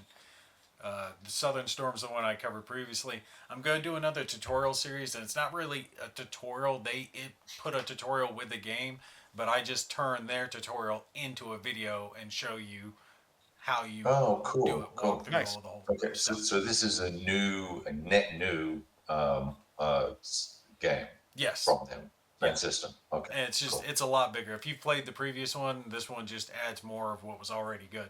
More Right. scenarios, more campaigns, more units, all that good stuff. Can't remember. Now, Okay. do you have Inflection Point, Kev? Yeah, I do. I've got to get to it.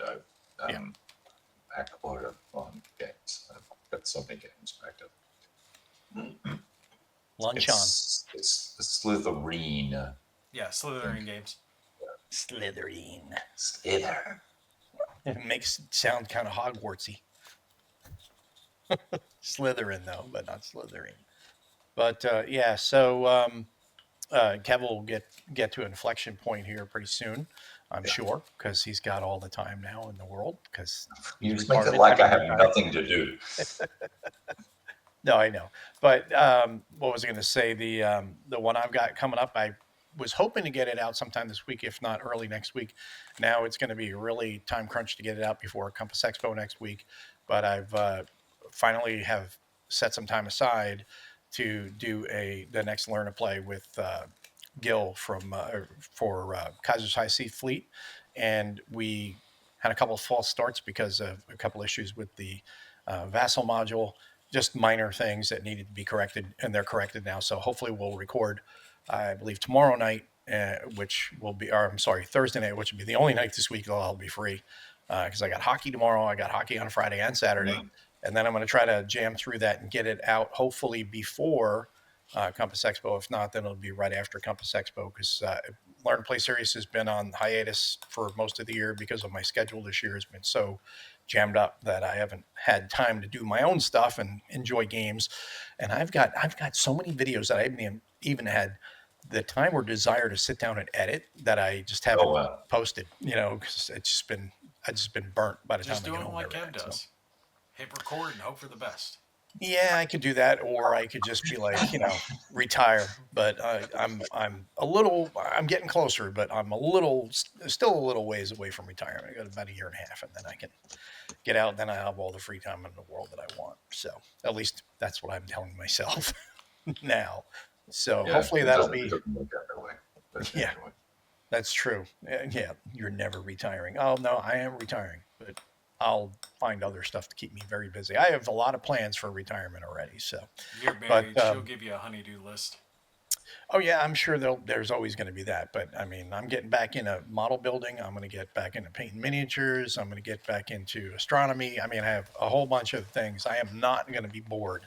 That's awesome, dude. In retirement, and I'd like to start messing around with. Well, what do you got there? It's from Epic Warpath.